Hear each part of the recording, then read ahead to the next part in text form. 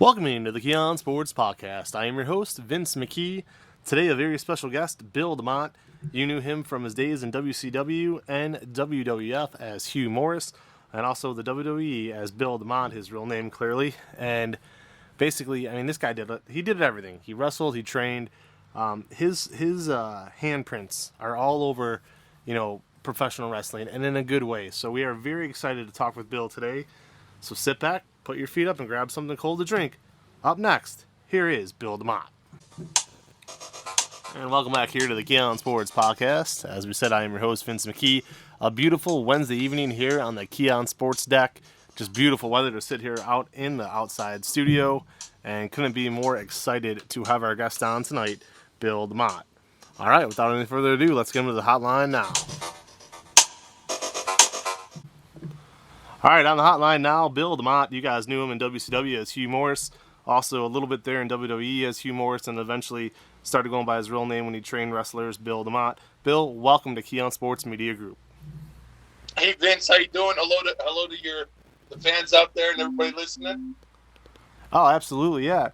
Before we get to all the questions, I want to give you a chance right off the bat here to give yourself your podcast shout out. Where can fans find you? Where can they learn more about Bill Demott? I know you guys are doing a lot of things right now on the podcast network. Yeah, thank you, man. Thank you for mentioning that. Right now we are on the WWAB podcast. Right now we can be seen on Facebook Live. Every day of the week we have a show. Paul Roma hosts a show. Glacier Ray Lloyd hosts a show. Mike Drosy, Del Wilkes, and then we have a tremendous group. Mark Henry signing on as well. And we have Ken Patera, and it gives everybody a chance to get to know us outside of what they thought they knew about us as entertainers. So we do that. My show is called Face Value. It's every Tuesday at 5:30 Eastern Time on Facebook, and we love for people to join us. I mean, 3.85 million people have viewed our shows, and we're just real happy with the way things are going. So I appreciate you bringing that up. Oh, yeah, absolutely. And we had Mike Drosy on the show a few weeks ago. We have Del Wilkes coming up tomorrow. Awesome. So, yeah, no doubt, man. We're going to plug that. I know Ray Lloyd's coming off the hip surgery, so we're giving him a little bit of time to rest up, and we'll have him on as well. Now, I want to start from the beginning here. What got you interested in the world of professional wrestling? What, and not only that, but what steps did you take to make it happen? Right. So I've always told the story, and it's kind of, and everybody goes, he's, maybe it's just an entertaining version. The truth is, I left college early, with a little help from the dean. College wasn't made for me at the time, and my dad at the time didn't want to see me just sitting around. I was athletic, coming off of high school ball and college ball and all that. And he just didn't see a need for me to be sitting around doing nothing other than just working a regular 9 to 5. So he took me into Brooklyn, and we went to Gleason's Gym. And Gleason's Gym is famous for its boxing. Well, now Gleason's Gym is famous for the unpredictable Johnny Rodz and training some of the best guys that have ever come out of pro wrestling or, sports entertainment. So we went in and we were watching guys work out. Johnny had come over. Told me I was welcome to watch, but it wasn't for me. He didn't think I could do what those guys were doing in the background, and they were literally throwing themselves around and taking these bumps. I was in awe of that. Before that, I was just a casual fan of the business. So when Johnny kind of challenged me with the fact that he didn't think I was made for that, we drove home, and I told my dad, I said, well, I've got to prove this guy wrong, and I'm gonna do this. So that's how it happened, and then things just kind of went from there. I never planned on it becoming a career. To be honest, I never looked at it as a thing that I'd make a lot of money at. I just didn't want to be told I couldn't do something. So I gave it a whirl, and I put all my time and effort into it because once I started, I was addicted. I was addicted to the conversations with Johnny, what he was teaching me about the business, not just about the physical. And it just became a 30-year career. I read somewhere, and you know how it goes, Bill. You read a lot of stuff on the internet. Some of it's true, some of it's not. but I did read somewhere where you actually had a tryout match on Monday Night Raw early in your career. They were doing some tapings for WWF Superstars Wrestling Challenge, and back in those days, they kind of filmed everything together there. Did you have a match on Raw, like a tryout? I'm sorry, could you repeat the question? Oh, it's okay. Did you have a tryout match on Monday Night Raw earlier in your career? I don't think it was. See, I'm not sure if it was a Raw because everything was taped. But I was brought in by Jerry Jarrett at the time, real early in my career. Like, I had no business being there, but I was a big kid.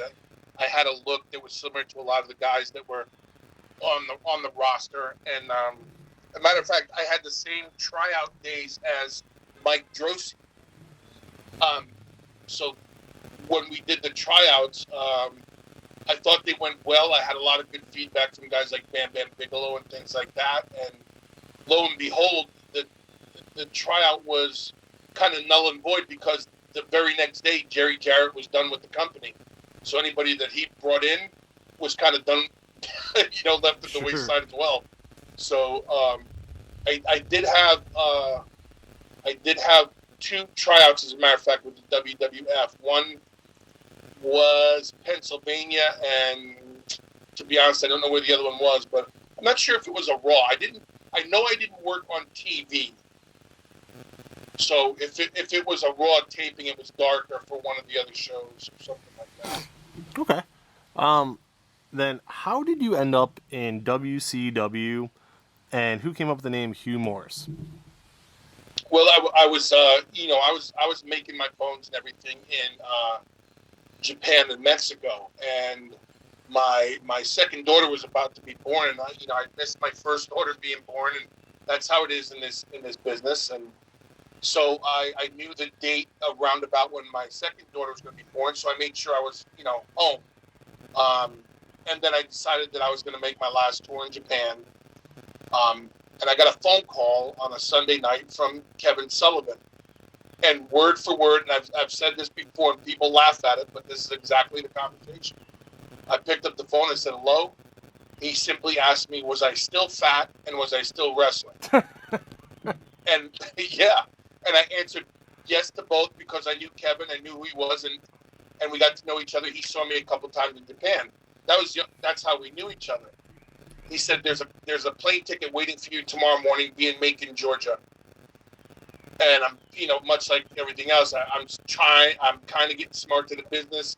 I thought it was just him being a wise guy. But lo and behold, I called the airline that he told me, and there was the ticket waiting. So I went and got on a plane. I flew to Macon, Georgia, to the Macon Coliseum. I met Hulk Hogan, Eric Bischoff, and Kevin Sullivan in the bathroom.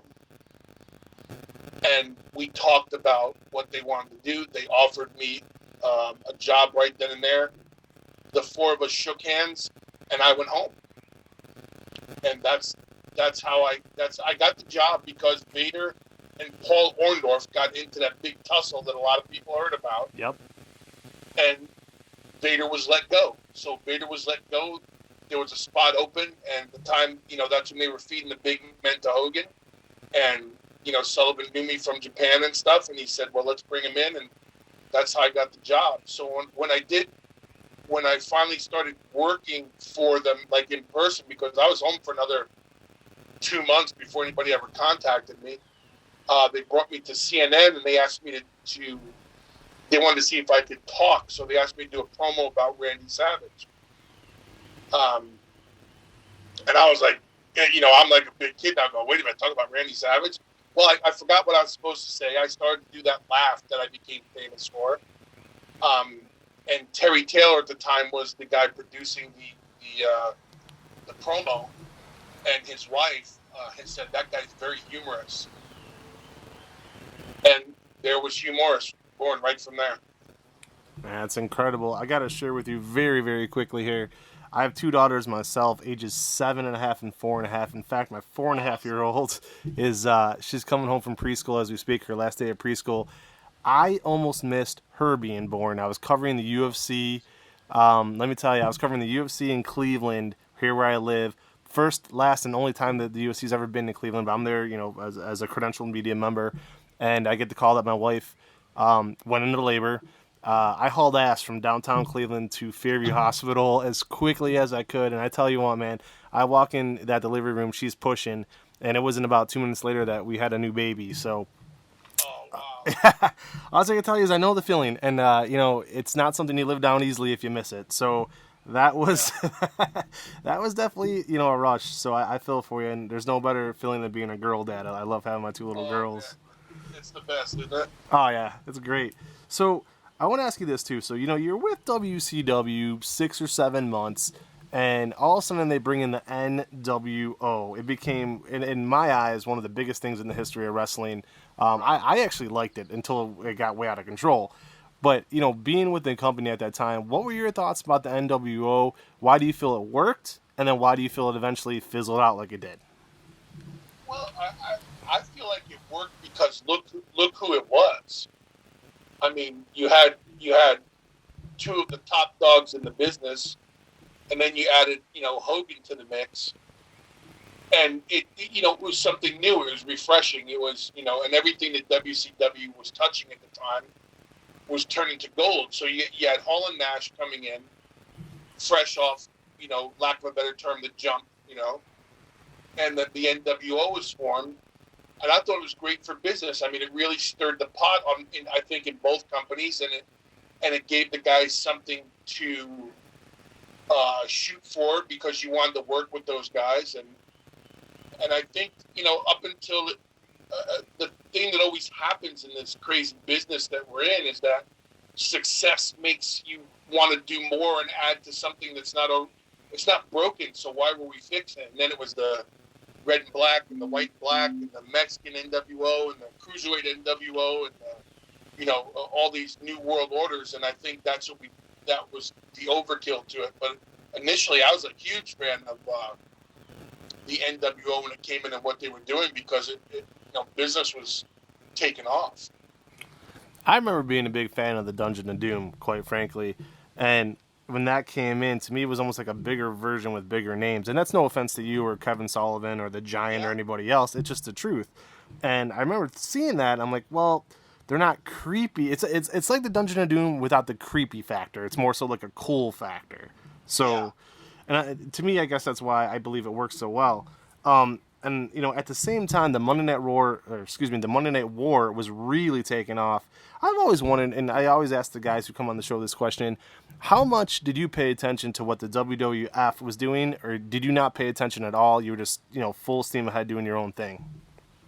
Well, I feel like you had to start paying attention to it because there was so many people in the back, behind the curtains talking about it, like, do your thing and whatever. But we had TV on their show every week, and we were watching what they had done taped, and as we were famous for giving away what was happening on their show, like the famous Mick Foley's going to win the championship kind of thing, and all those things. So for a long time, I didn't pay attention to it because it didn't pertain to me. And then you had no choice but to pay attention to now what's now deemed the Monday Night Wars, because every week now you were seeing what everybody was shooting for and building towards, and then once the guys are talking, because regardless of what people think, a lot of the boys in both companies knew each other and were talking back and forth, and so it was always that thing anyway. So I think even if you didn't want to know about it, you got caught up in it and wanted to see where else it was going, and then you wanted to be part of it because of the way at the time WCW was putting it to WWE. You wanted to be on those shows. You wanted to be part of it. So you're in a clip that now has probably been shown a gazillion times, and I think you know the one I'm talking about here. You famous, infamous, however you want to call it, Bill Goldberg's first match on Nitro, right? So a lot of times the guys come on the show and said, hey, it's okay to be pinned. You know what I mean? You're on TV. That's all that matters. That night, that match, after that was done, just working with the guy for a few minutes there, did anything ever go through your mind like, man, this guy might become the biggest thing there is, or was it just another night at the job? It was the conversation, the way it was broke to me was And again, he not the best delivery in the world. Terry Taylor is very, I'll just say, outspoken. It's one of those, you're going to get killed tonight. This guy's going to do it. No questions asked. Do your job. But then it was explained to me like, hey, we want to see what we got here. Do your thing. And I knew what my thing was. And my thing was to go out there and try to have the best match that I could with whoever I was in there with. And sometimes that means become a bumping machine and let this guy do his stuff. So that's what it was. And it was a pleasure working with Bill. And let's face it, in his streak, I was probably 30 of those matches. But I never thought that, and I say this all the time, I don't know if Bill thought it. I don't think anybody ever thought that it was going to turn into what it did. And so, for a lot of years, people tried to read into it and go, oh, Hugh Morris was doing so good, and then, he jobbed out and he got beat on TV and all this stuff. If my claim to fame in this industry is being the first in Bill Goldberg's career, I'm so cool with that because, one, it's my job. It's not, it wasn't a personal thing. It wasn't a shot. It wasn't this. This guy, it was his time. Let's see what he's got. They put the rocket on him, and he held on tight, and he had a hell of a career. And to me, it's fun to look back on that stuff because, my son who's 12 and missed that whole era, he looks back and goes, wow, people know Goldberg, and then they hear my name, and they go, wow, you were kind of in the midst of the time. And that's the way I kind of look at it was, they trusted me with it. I feel like I did my job there, and I'm a part of wrestling history. Yeah, absolutely. And again, it is what it is. If you don't take yourself too seriously and remember, hey, this at the end of the day, it is a job. You hate to put it that way, but it is. So and that's one of the things I always liked about you. You were honest about that kind of stuff. I don't have too many more questions about WCW, but I have a few more than a few with WWE, and I thank you for taking the time. So this is one that I ask every guy who comes on the show who was with WCW at the time, because this, to me, I can't believe there hasn't been a book written about this subject. The 1997 Starrcade, and I remember this, I was a sophomore in high school, and I've been a wrestling fan my entire life. That's why I do it now as a journalist. Starrcade 1997. They built this puppy up for 18 months with Sting and Hulk Hogan. And to me, in my eyes as a kid, I mean, my God, this was like going to be the Super Bowl of wrestling. I've never been more disappointed in a match in my life than Sting versus Hogan at Starrcade 97. You were there in the crowd. They had wrestlers in the crowd. They made it seem like this was going to be just the end all be all. What do you know? I mean, what happened in that match? They say, okay, well, Nick Patrick is supposed to be a fast count. It clearly wasn't. They bring out Bret Hart. That was a debacle, and I'm a huge Bret Hart fan, so I was really pissed when that happened. And the whole entire night was just terrible. Was it egos that got involved? Was Sting out of shape? In your honest estimation, being there, what the hell happened with that finish?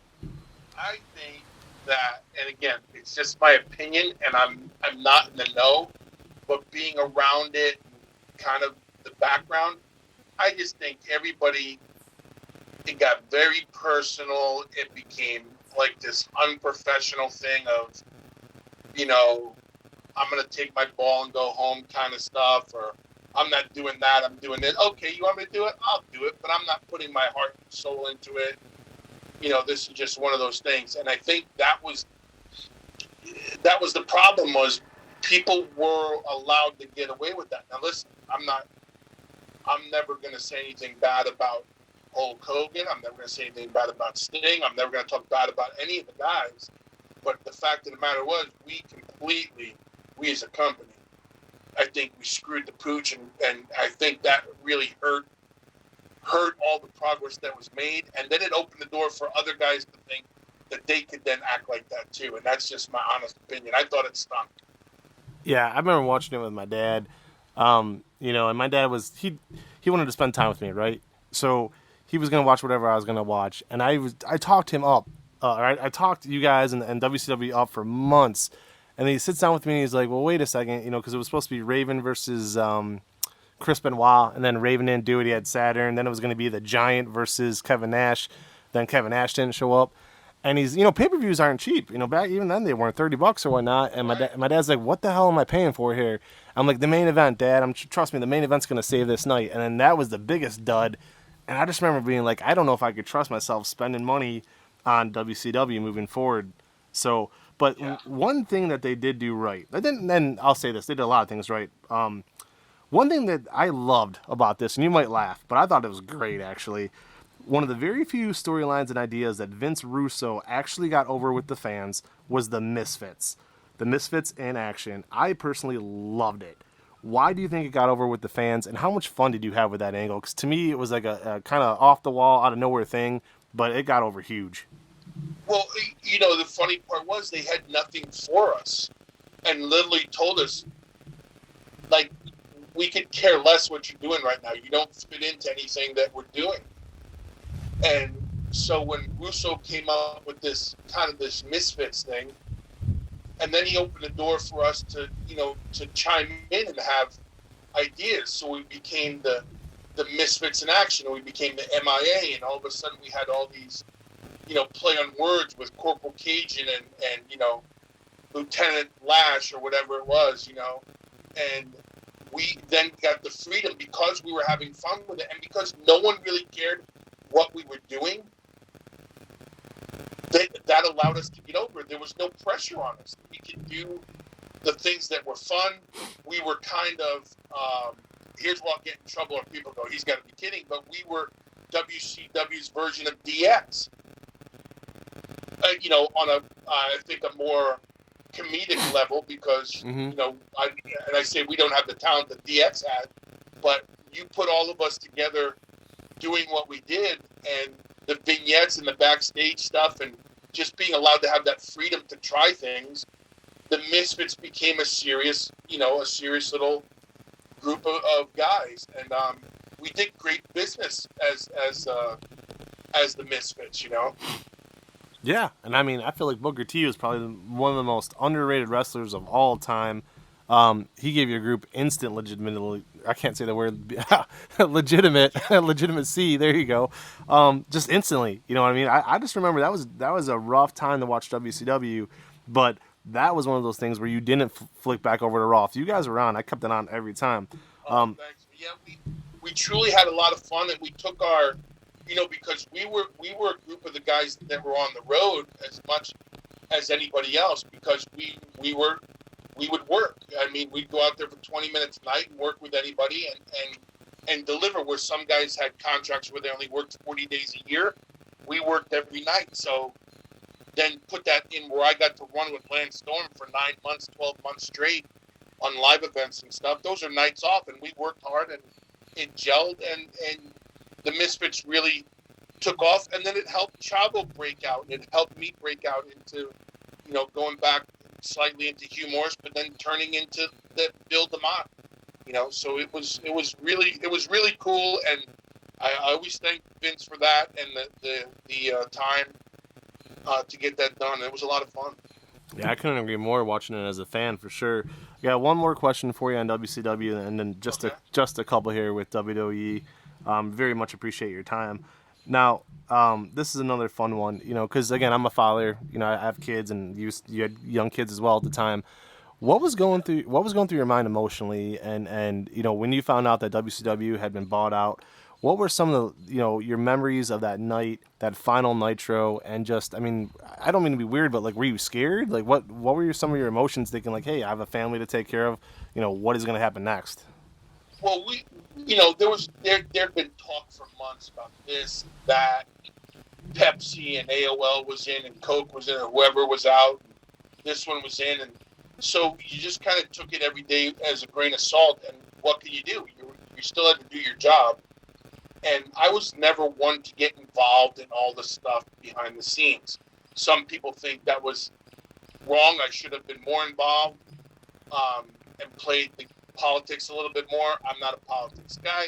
So I just went about my day and kind of took the rumors for what they were. But when we showed up in Panama and we saw signs saying WWE personnel only, at first we thought it was a rip, because of everything that goes on in WCW. Everybody was working everybody and trying to get over in a certain way. And then we saw Shane McMahon and Jerry Briscoe and Bruce Pritchard. I think Pat Patterson was there as well. And I instantly started thinking about, well, I'm going back to Japan. Yep. Because my wrestling career wasn't over as far as I was concerned. So I figured, well, I'll go back to Japan. I never thought I was WWF material, only because of all the players on our side. You would think that's where they were going to go. So Shane McMahon that night asked me if I would go out and start the night off in a dark match. And he said, don't take offense to this. He goes, this gives us a chance to see what you do. He goes, but would you start the night off? And I said, absolutely. So we went and, we worked our match. And, coming home, just everybody was down. At the end of the night, usually, especially Panama City, you go to the hotel bar, guys be hanging out, relax before they go home. And there was a lot more of people pointing fingers and people worried about their jobs. And I was trying to figure out, okay, I'm going to go back to Japan and, hopefully not tour as much as I used to over there. And I never really gave a second thought to it, to be honest. And then I got a phone call from John Laurinaitis that said, they're taking 10 people and I'm one of the 10. Do I want a job? I went, yeah. That's incredible, man. You were there a little while in WWE. I always got to remember it's WWE now. It's been that way for 20 years. Right. Growing up as a diehard, always WWF. One of the cool, and we talked a little bit real briefly about this before we started the interview.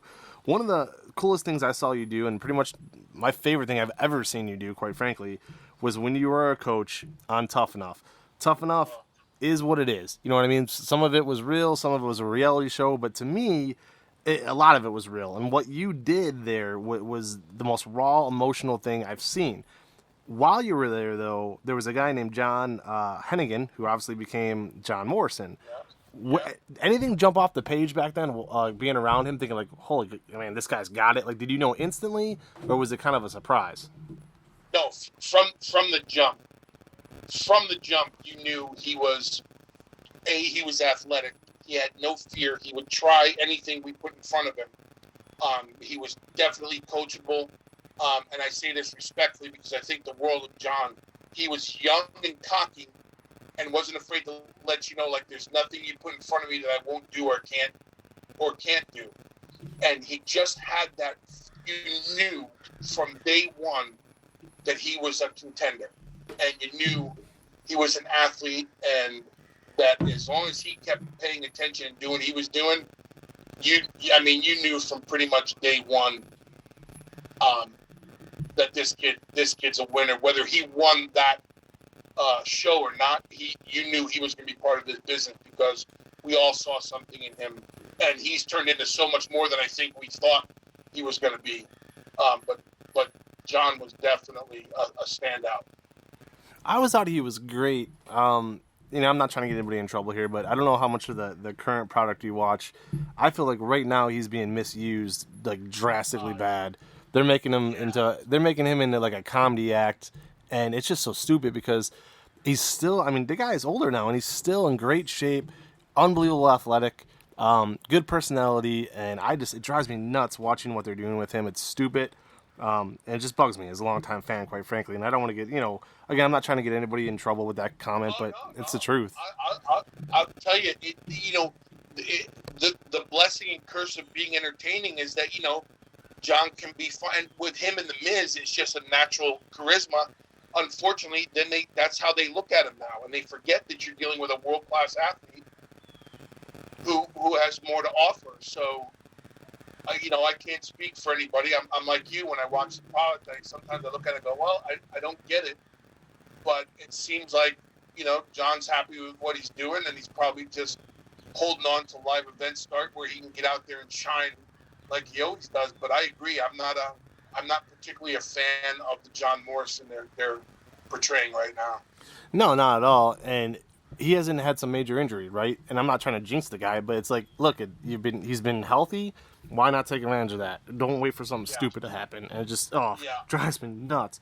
Same show though, Tough Enough 3. Was there anybody on that cast that you're surprised didn't make it? Like, was there like somebody there you were like, wow, this guy's got it? He or she had it, and then just never did anything at all.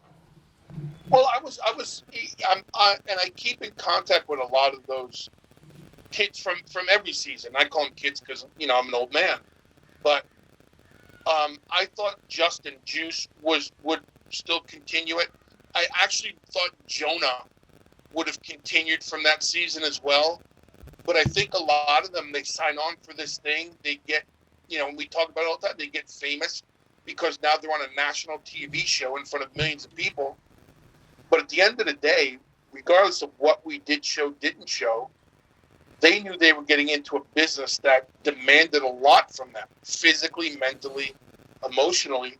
And so I'm often surprised at who doesn't pursue it after these shows are over, but I'm not really surprised by as many people who, well, that's not for me anyway.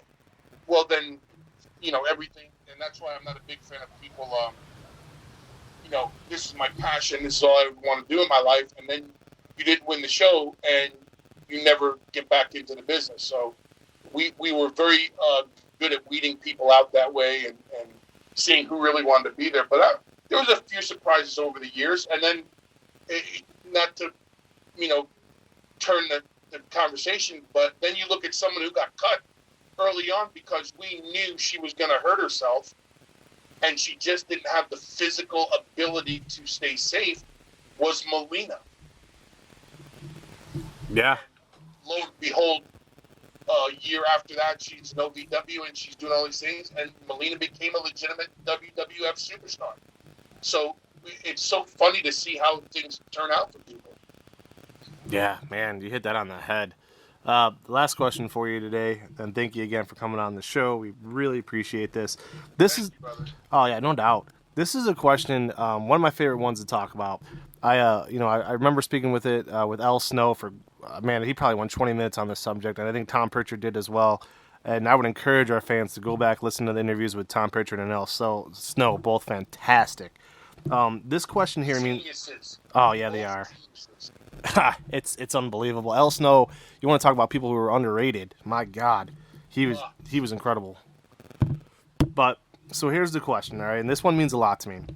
Okay. Again, I'm 39 years old. I've been watching this, and I call it a sport. I just do wrestling to me as a sport. Been watching it my whole life. So here we go. The Performance Center is a pretty amazing place, but does it hurt? But does it hurt athletes if that and NXT is their only form of background, rather than learning the Rhodes, paying the dues, making the sacrifice, working on the indies, all that stuff that comes with it? I don't want to say cookie cutter, but we're past the point in wrestling where every wrestler needs to look the same or have the same skill set, move set. To me, anytime you're cranking them out in a factory, that might happen. I know you were there for a while, and you could talk as little about it as you want or as much about it as you want. It's your forum. Yeah. Go ahead. What do you feel about everything? You were there, you saw it firsthand. Are they? Sometimes I just feel like they're too nice to these guys. Like, you're not everything's nice in this world. Like, how do you feel about all that? Yeah. The concept when I first came back in 2011, was it? I think the concept of the Performance Center blew me away. Something I never thought we'd see in my lifetime or in my career. And just dealing with Paul one-on-one and personally working with him and listening to the vision, it's outstanding. When you walk in with 7 rings and 1 ring to learn bumps and maneuvers, and at the time there was 5,500 square foot of strength and conditioning, and the training rooms and the top of the line things to rehab injuries, promo room, the whole thing. And I told everybody who ever came in for a tryout, if you're making a living in this business and are having fun and don't need to come here, don't. Because once you come, and it's not a bad thing, once you come, here's your schedule. Here's what we do. Here's the playbook. Here's the plays we run. Here's how we run them. Here's why we run them. And you get to learn that. And sometimes that means taking everything you know and worked hard for and your things, put them on the back burner, and now we want you to learn and adjust to the WWE way of thinking and how entertainment goes and all these other things. So while you're out there, you made your bones, and the reason you were looked at was because you made a name for yourself. Understand that we're going to take it, reform it, and make it into a WWF production. And you still see that today when you take, let's say you take a Pac, you bring him in, he's well-known, well-traveled, we're big fans, we loved him. Then you gave him the Adrian Neville thing, he got over in NXT, but then when he went to the main roster, it wasn't a fit.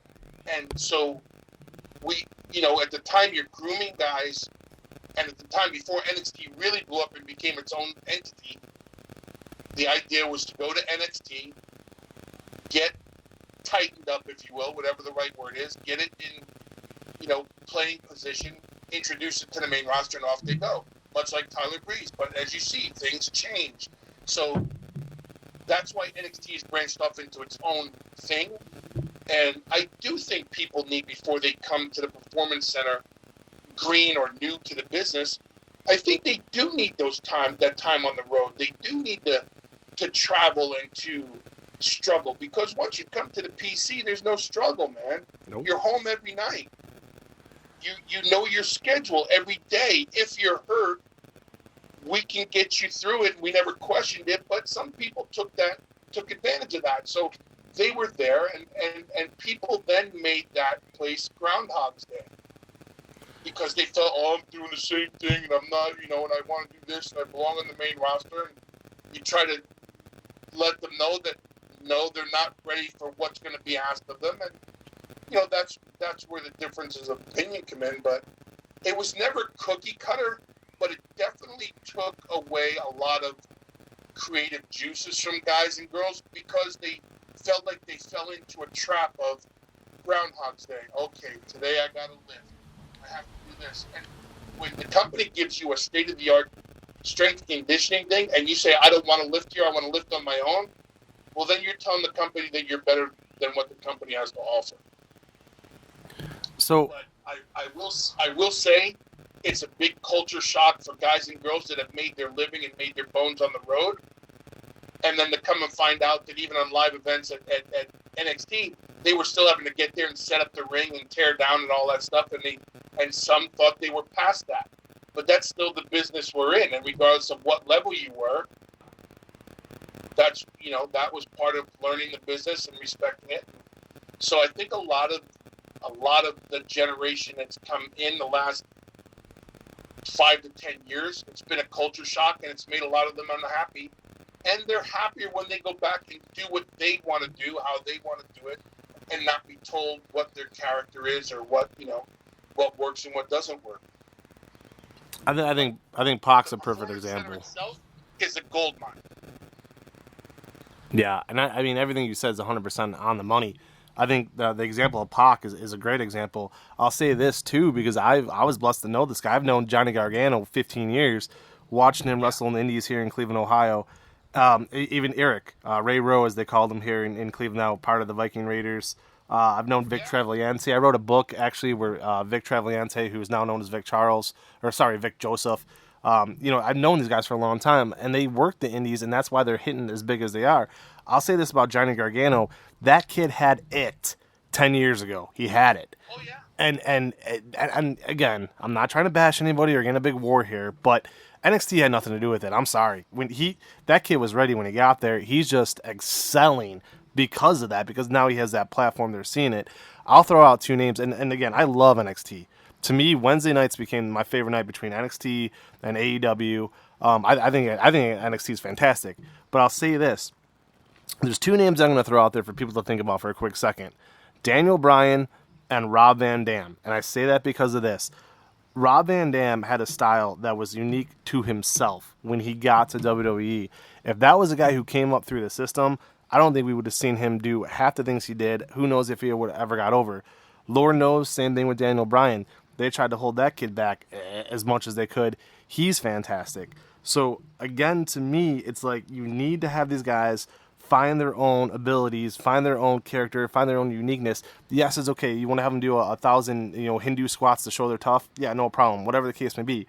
But at the end of the day, you need to give them that creative juice, that creative outlet.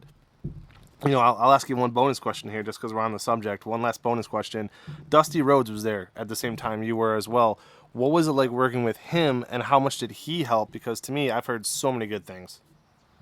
Well, first of all, we don't have enough days in the week to talk about the dream.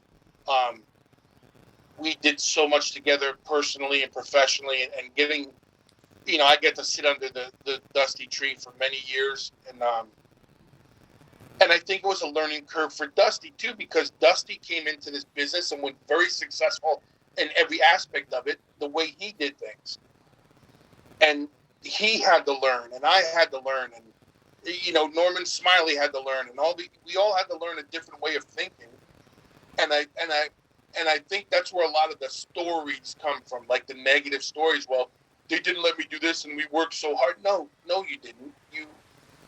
You're frustrated because you're not where you want to be, because you hear about other people, and you were told by certain people who brought you in that you would only be, and that was the problem. We had people that were scouting and telling people, listen, you may be here 3 months and then you're going to be in the main roster. Well, they're there for a year now, and they're not in the main roster, and now they're miserable, because they're losing their creative juices. Now they got a schedule instead of being on the road and all those things. But learning from Dusty was unbelievable. And even Dusty struggled with coming to terms with, okay, this is a certain way that things are done, and this is the way Paul wanted it. And Paul made no bones about it. This is the way we're doing it. So it was a learning curve for Dusty. But there was no one better to build you up or make you think than Dusty Rhodes. He took time with every one of those kids, whether they were, lack of a better term, failing, or the most successful talent we had. Whether they could cut a great promo or they couldn't talk, he treated everybody the same. And then he brought you in and sat you down and goes, this is where you suck. This is what we have to fix. Are we on the same page? And he made no bones about making sure that everybody knew that he was on their side, and they truly were all Dusty's kids, man. And to watch him deal with, the hardest thing what people didn't realize at the time was a guy like Dusty and myself and the strength coach, and we were dealing with 100 talent at a time. Those talent are just dealing with their own careers. You know what I mean? Yep. So it was a challenge to how do you keep 100 talent that are all different and keep them motivated, keep them going, and naturally you're going to have some that are unhappy and some that aren't. And Dusty was always the conduit to that. He always tried to take time with the most unhappy and reassure them that what they were doing is right. They're on the right page. They're going the right way, and it's just a waiting game. And Dusty just had a way with talking to you that made it all better. And he gave you reasons to keep trying and not give up. And then he pulled out the best in everybody. Well, we appreciate it again today. A lot of things you said about Dusty Rhodes.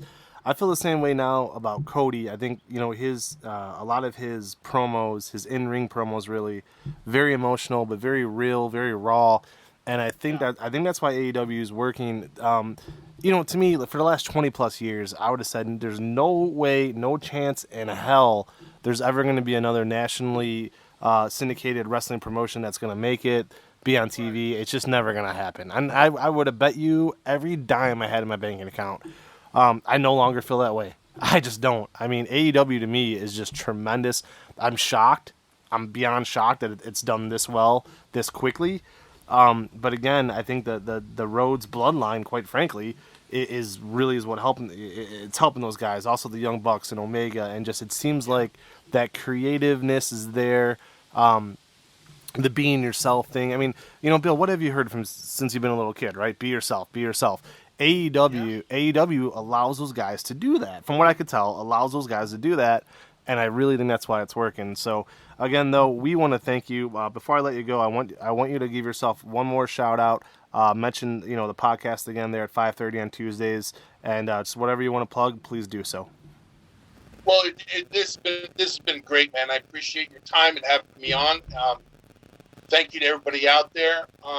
So what I do now is for those who don't know, I run the Carrie and Demott Foundation in my daughter's name, and I become a motivational speaker, and I travel the country and I speak to students and law enforcement and organizations, and we talk about things that are relevant to the kids today, about decisions we make and how they affect others.